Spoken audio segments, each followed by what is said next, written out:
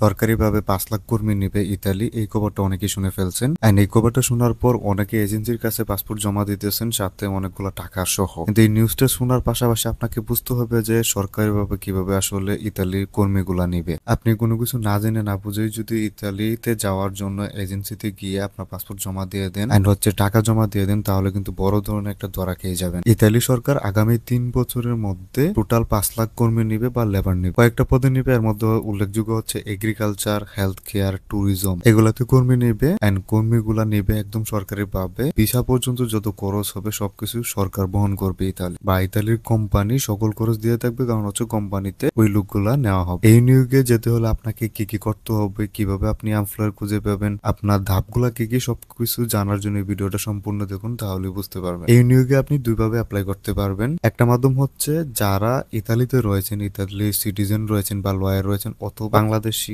কোনো লোক ইতালিতে রয়েছেন যিনি আপনার আত্মীয়, তার মাধ্যমে চাইলে আপনি আবেদনটা করাতে পারবেন। আর আপনার যদি ওইরকম কেউ না থাকে, সেক্ষেত্রে আপনি নিজে নিজে সরাসরি কোম্পানিতে আবেদন করতে পারবেন। এই নিয়োগে কোনো এজেন্সি বা দালাল আপনাকে কোনোভাবেই ভিসা ম্যানেজ করে দিতে পারবেন না। তো আপনাকে যে কাজগুলো করতে হবে, আপনার জন্য ডকুমেন্টস তৈরি করে আপনাকে নিজে কোম্পানিতে জবের জন্য অ্যাপ্লাই করতে হবে, অথবা কোনো এক্সপার্টের দ্বারা আপনাকে এই কাজগুলো করাতে হবে। ভিসা পাওয়ার জন্য আপনাকে যে কাজগুলো প্রথমে করতে হবে, ফার্স্ট অফ অল হচ্ছে আপনি যেই ধরনের কাজের জন্য অ্যাপ্লাই করতে চান, সেটা এগ্রিকালচার হোক, কনস্ট্রাকশন হোক, ট্যুরিজম, হসপিটালিটি বা যে কোনো পদের জন্য আপনি করতে চান, আগে হচ্ছে আপনাকে ওই পদের জন্য সুন্দরভাবে সিভি এন্ড কভার লেটার তৈরি করতে হবে। দেন আপনাকে এমপ্লয়ার খুঁজতে হবে বা কোম্পানি খুঁজতে হবে, যেখানে আপনি আপনার এই কাগজপত্রগুলা সাবমিট করতে পারবেন বা অ্যাপ্লাই করতে পারবেন। এমপ্লয়ার বা কোম্পানিতে যখন আপনি আপনার কাগজগুলা সাবমিট করবেন, তখন আপনি যদি সিলেক্ট হন, এমপ্লয়ার বা কোম্পানি যদি আপনাকে সিলেক্ট করে, দেন ওই কোম্পানি থেকে আপনাকে কনফার্মেশন মেইল দিবে। দেন হচ্ছে আপনি অফার লেটার পাবেন। অফার লেটার পাওয়ার পর বাকি যে কাজগুলো আছে,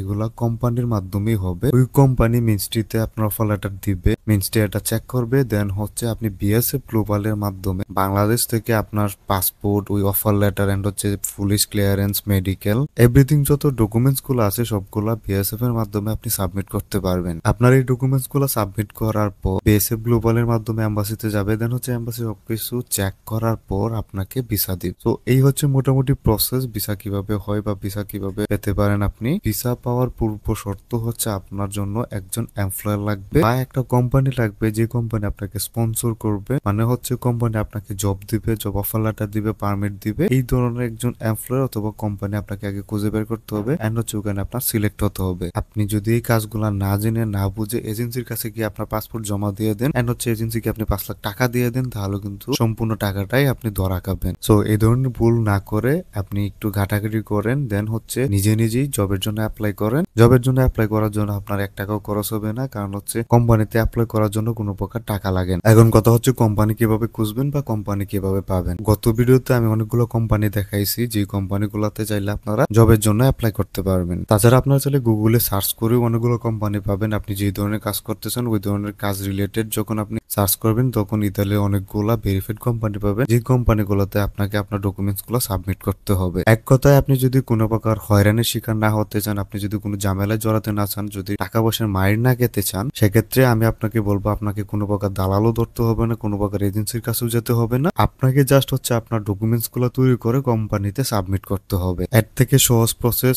বা ভালো প্রসেস আর কোনো কিছু হতে পারে না। আপনি যখন কোনো এজেন্সি বা দালালের কাছে যাবেন, তখনই কিন্তু আপনার একটা বড় ধরনের অ্যামাউন্ট বা টাকা নষ্ট হবে। তো আমার কথাগুলো একটু মেনে আপনি যদি সুন্দরভাবে ডকুমেন্টস গুলো তৈরি করে বিভিন্ন কোম্পানিতে সাবমিট করেন বা অ্যাপ্লাই করেন, সেক্ষেত্রে আপনার জব পাওয়ার সম্ভাবনা অনেক বেশি থাকবে। আর আপনি যদি জব অফার লেটারটা পেয়ে যান, বাকি কাজ আপনার এমপ্লয়ার বা কোম্পানি করে দিবে। জব পাওয়ার জন্য যে ওয়েবসাইট গুলো দরকার, সেগুলো আমি গত ভিডিওতে দেখাই দিছি। আপনি চাইলে আমাদের চ্যানেলে ওই ভিডিওটা দেখে আপনি ওই কোম্পানিগুলোতে জবের জন্য অ্যাপ্লাই করতে পারবেন।